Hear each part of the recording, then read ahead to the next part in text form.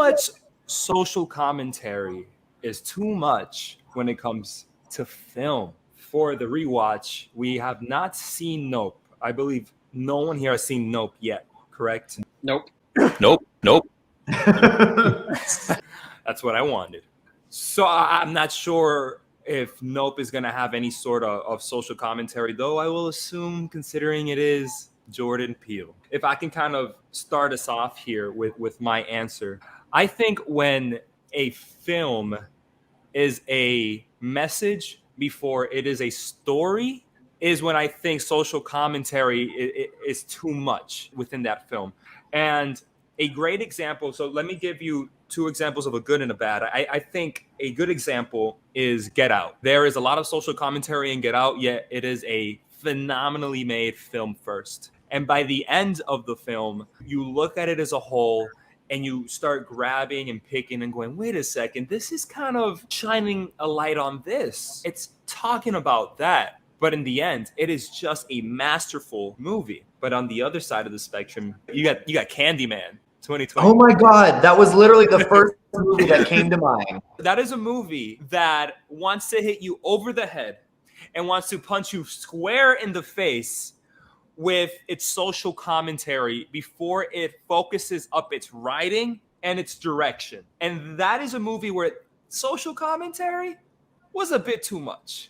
It wanted to touch on police brutality. It wanted to touch on gentrification. Yeah, there you go. The gentrification. All these things before we got to the heart of what this franchise is known for, which is it's a horror movie, guys. And you can have these messages and you can paint these pictures, but there's better ways of doing it. That's my overall answer of when social commentary is a bit too much. And I'd love to get a deep analysis from D. Hit him deep, D. Candyman was going to be mine as well. And I kind of delved into that in my review. And so for me, and also, again, my review of them, please, when I reference that review, please don't think I'm like screaming and hollering the entire time, because when I started to record that, that's what I thought was going to happen, but I was able to kind of walk myself back. But a lot of what I said, the reason I had a lot of issues with film is because I know my history. I understand the history of racism and slavery and post-slavery and the civil rights movement and all of that. I understand there are people who may not understand and have that, clarity or understanding and don't really see it for what it is. And we even have, we see to where we even see in textbooks and lessons, and not the whole history isn't always shown. So I get that part. And I can say that film is very realistic in how it deals with those dynamics, shall we say. But where it went awry for me is that this Black family that you're focusing on, there's no catharsis, there's no nuance, there's no deeper insight, there is no deeper anything. What you're showcasing me is this is racism, this is the legacy, this is the experience, and this basically, racist people do these things to this race of people. And the thing is, I'm well aware of that. And I've seen it throughout. It's history. I've seen it in movies. I've seen it in television. I've seen it in so many different facets, so many different mediums. My thing is, if you are going to go there, what are you bringing new to the conversation? Yes. What are you reaching out? What deeper insight are you giving us? Because if you're not doing that, then you're kind of hitting the same thing over and over again. And my problem is, when I went through all of that, getting to the end of them, I felt nothing. I felt like my time had been wasted. And I felt like all these things had been thrown at me and heaped on me for me to react and feel angry. Yes, it is upsetting and it's angry and it's traumatizing. But what do we now take away from that? And so sometimes with me, with social commentary, there has to be a deeper understanding, or there has to be something, some kind of catharsis or something underneath it, because it makes it a very shallow experience. Like with Candyman, it's just this is an important subject, but what are we doing with this? And what are we supposed to walk away from this with? That's so often my issue. Absolutely. Wow.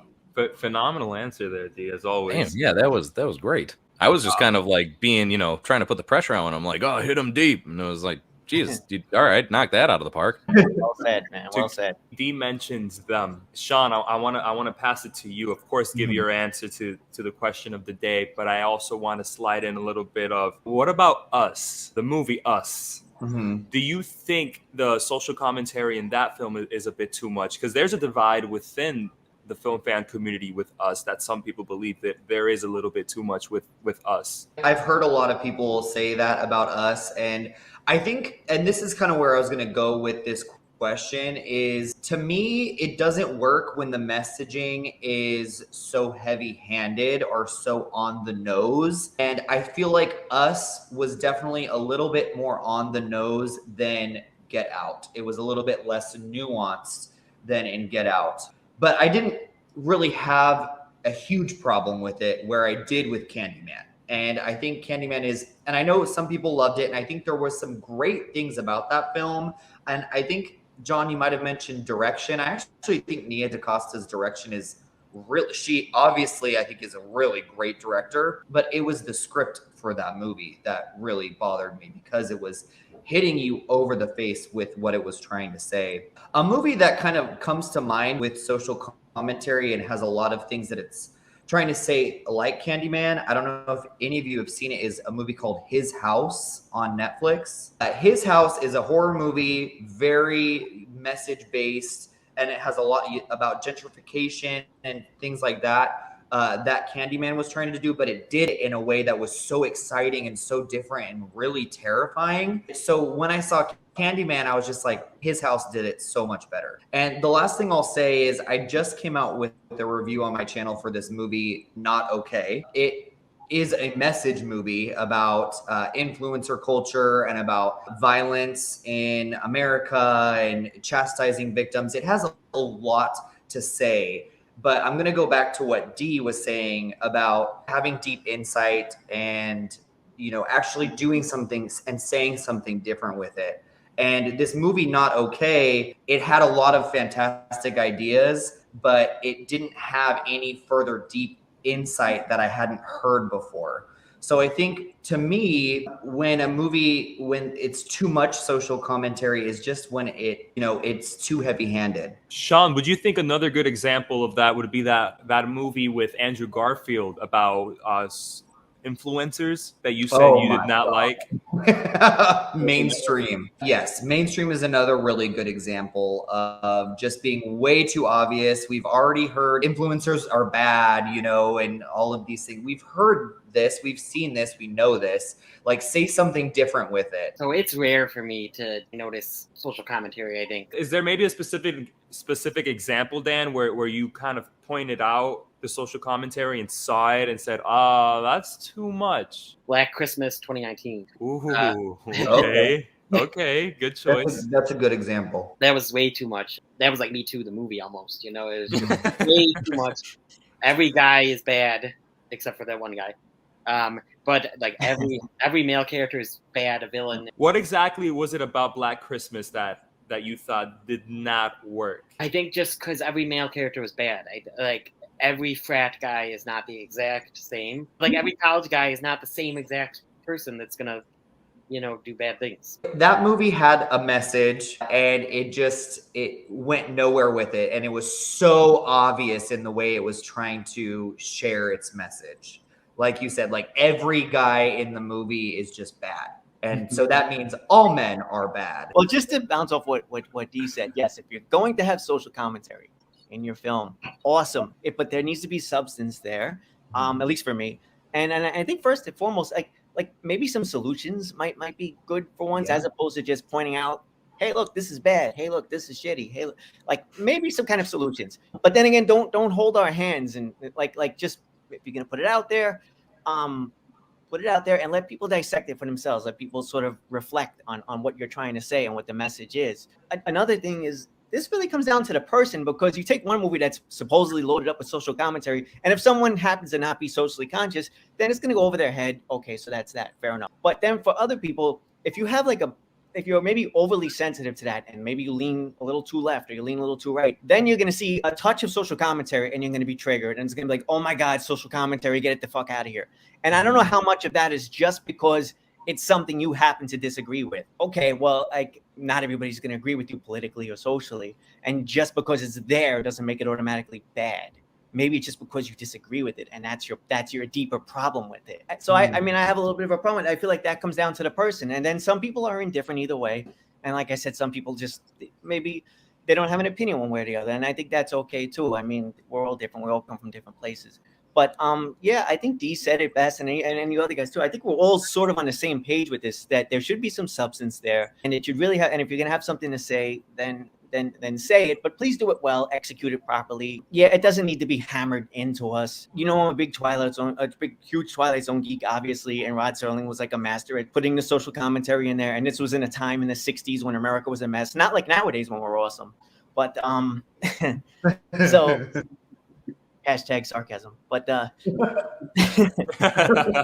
I think that one of the reasons why those old shows still appeal to people is that he was able to do it in such an intelligent way, and there was so much passion there. But he was able to get the social commentary out there. But it wasn't. I don't. At least to me, I don't think it was. He was drilling it into people's heads. He would present it. He would present it in a unique way, you know, with sci-fi and aliens and stuff like that. But there was definitely something to say, and at least back then it was a little more original because nobody was going there. It got me thinking a little bit, Anthony, when you mentioned Twilight Zone, because maybe I'm alone here when I think this, but I feel like films from back in the day when they had something to say, let's just say social commentary, it wasn't out there.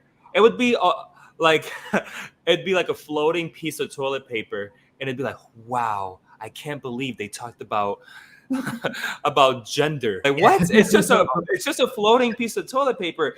But people, you know, these artsy fartsy type films, you dissect them. And I think where we're at now is where we're getting told what the meaning is. Mm-hmm. And now a lot of people are like either getting offended by it, they're indifferent by it, but it's no longer us sitting down discussing, actually, this means this. Well, actually, I found that what that meant, we don't have that discussion anymore because it's pretty clear to see. It's pretty clear to see what the message is all along. And it's no longer a discussion about what we think it means, but it's an argument on what we thought about it. It's like if it could remain civil, if we could keep maintain a civil dialogue, that would be awesome. But it feels like it doesn't happen. It certainly doesn't happen on Twitter or any sort of social media. It's like, oh, this movie or this TV show is saying this. Let's fucking scream about it and argue with each other and kill each other, and as opposed to just talking like human beings and trying to resolve some issues. Jace, I want to pass it over to you, and I want to ask you why you think Don't Look Up is the greatest example of good social commentary. So actually, you know, I gotta take it a step back here. I actually think that the lesbian kiss scene in Buzz Lightyear is taking it way too far, and anybody that doesn't look at it that way is completely wrong. No, I'm just... No, obviously, I still haven't even seen Lightyear, and I already can tell you I don't have an issue with that scene. I wanted to kind of jump off. So Anthony, you were saying like a bunch of stuff that I couldn't help but piggyback off of. Like one thing that you threw out, man, when you mentioned about like introducing solutions instead of just simply pointing out the problem, I think has got to be one of the best comments of the entirety of this conversation. The first example that came to my mind was in Falcon and the Winter Soldier, the very last episode, where we finally get Sam as Captain America for the first time. And he has his first ever Captain America speech. And he's standing there in front of these senators and politicians, whatever the case is. And he's like telling them what they need to do. And they're legitimately asking like, well, what makes you think we can do this? Like, it's not that easy. He literally just like points in their face and he's like, you've got to do better, Senator. And that's it, right? Like, it's okay to point out all the stuff that you just did, right? Let's shine the light on how nice it is to have people in these roles that we do now and, right, all this different.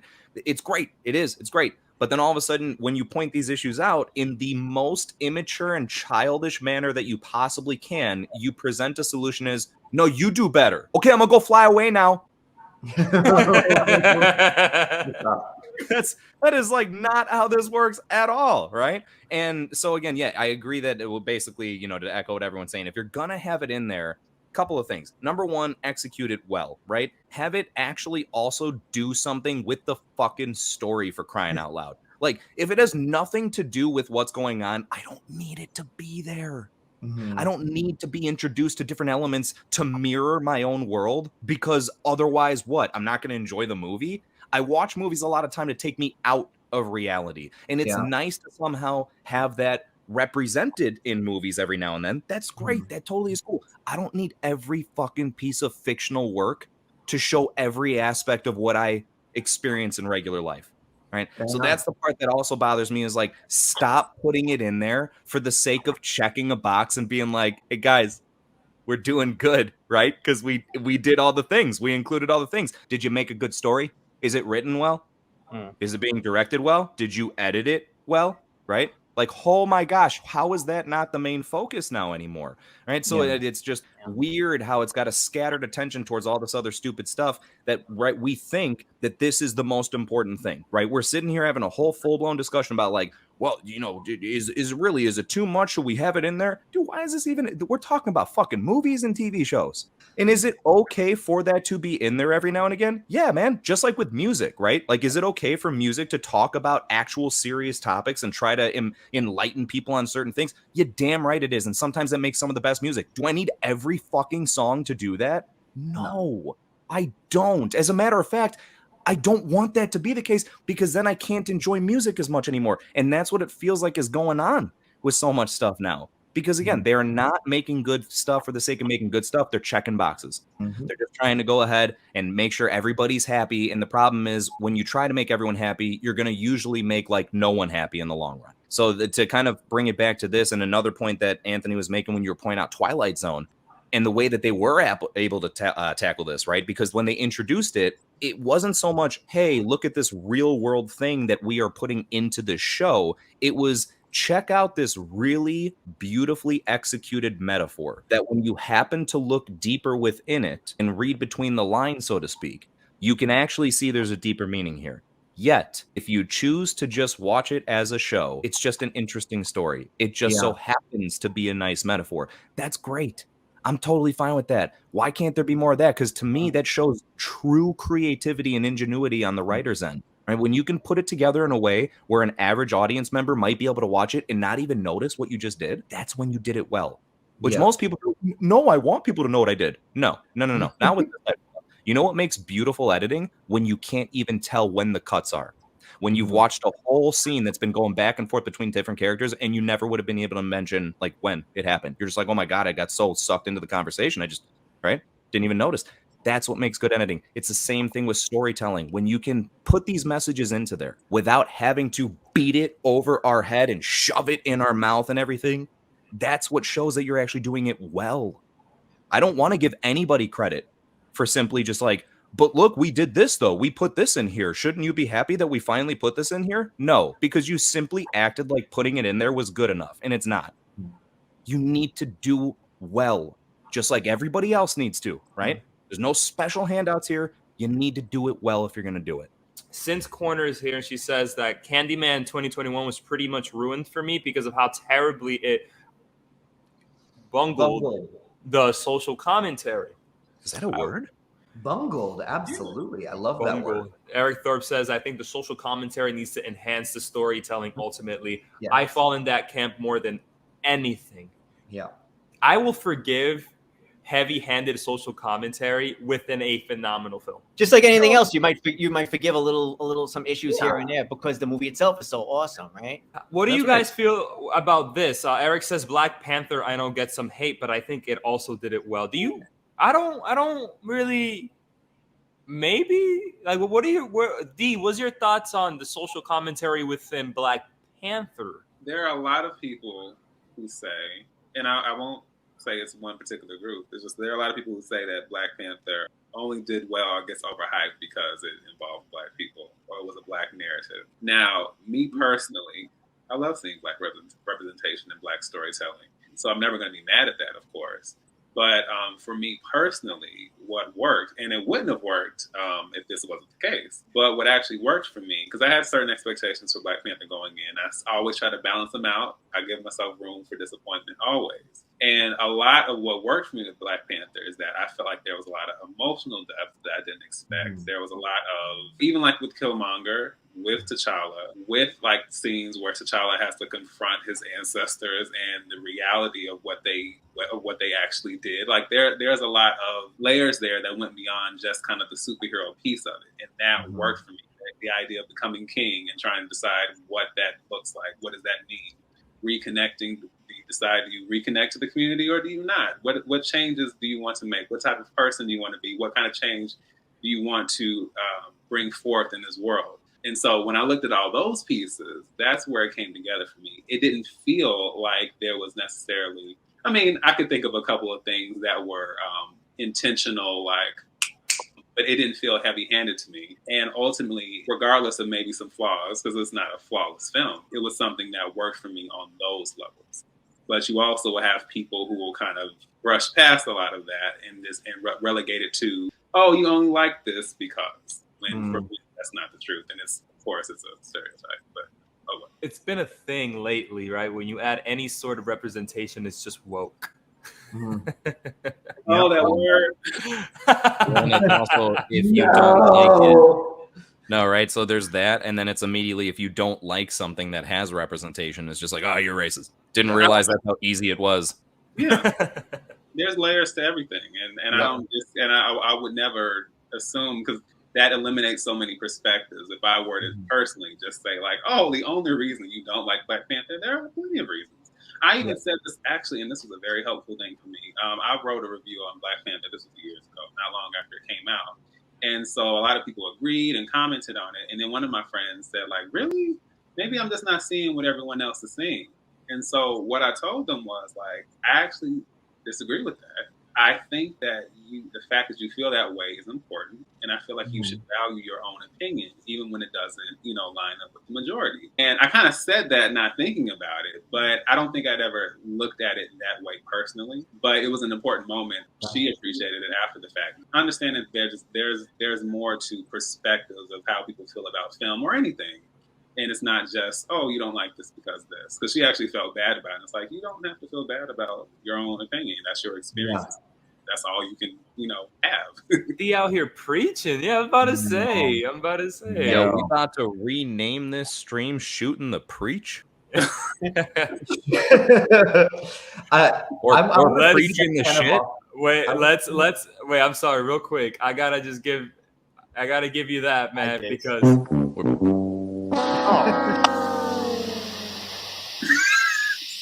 Hey, I'm gonna say I like preaching the shit. I was just gonna piggyback off of what D was saying. There is a movie that's coming out called Anything's Possible. It's directed by Billy Porter. It's coming out next week, I think. And spoiler alert, I didn't really like it very much, but it's one of the first transgender romantic mainstream movies to come out. And I really wanted to like it.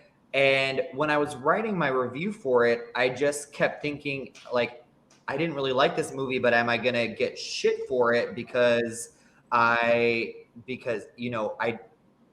the subject matter and what it's covering, and I'm not taking away from the importance of the film and that representation should be there. But at the end of the day, the movie's not great. And that's my opinion. And I hope no one makes me feel that I didn't like it because of a certain reason, So I think what D just said about his friend not liking Black Panther and him kind of saying that's okay, I think that was really important. And we need to value our opinions more and not just say, you think this because of that reason.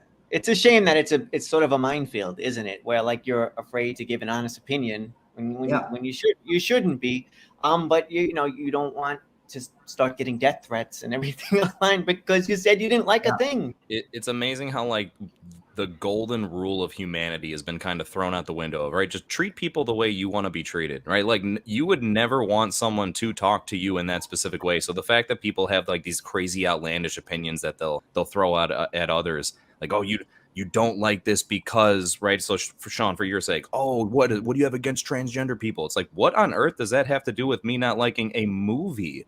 Right? Exactly. Right? It's just that those are two completely separate entities. And the funny thing is when you break it down, it's would you be okay with me just assuming that you don't like something because of a certain reason? And that's it. You're not allowed to speak for yourself. I already know that's why you don't like that. Immature. It's just, it is literally on one of the most childish response levels I can possibly think of, right? That's what a kid would do, right? Yeah. You say this, a kid makes something, right? Let's say a kid makes a drawing and you're like, I don't like the drawing or whatever. And it's like, you just don't like it. You don't like this because you don't like the colors or something. And no, dude, it's just not a good drawing. I don't know what to tell you, right? Maybe go back and maybe keep drawing and then come back to me when you've actually got something better. And I know that's a harsh example because it's a child drawing, but you know what I mean? It's the same logic though, as far as you're responding like a kid, right? It's like, oh, you don't like this because of this, and that's that. And it's like, who are you to tell me that? Who are you to like and that's it? Can I just go ahead and talk about whatever you think and just say it and now it's a fact? Is that how this works? I'm just thinking of Jace as a father. I know, don't have children, Jace. Hey, JC Jr., what do you got there for me? I painted you a picture there. Wow, this is shit. Wow. Hey, don't cry. It's my opinion. No, dude, right? Don't cry. It's just, but it's shit. So go back and make it better. Okay? No, I'm sticking with it. He's sticking with it. I love it. Lisa says, I couldn't agree more about them, D. I had to stop watching. It made me deeply uncomfortable and angry, but I didn't feel there was any lesson or benefit from watching it. None. Yep. Something that I keep on hearing. The whole thing, going back to what Anthony said, like there's no solution. It just showed violence and torture for the sake of it rather than having any sort of solution or something to get from it. So this is something that I think me and Shawn may disagree with, but since Corner says Promising Young Woman 2, that one really annoyed me with its over-the-top misandrous. I'll be honest, and Promising Young Woman was my second favorite movie of 2020.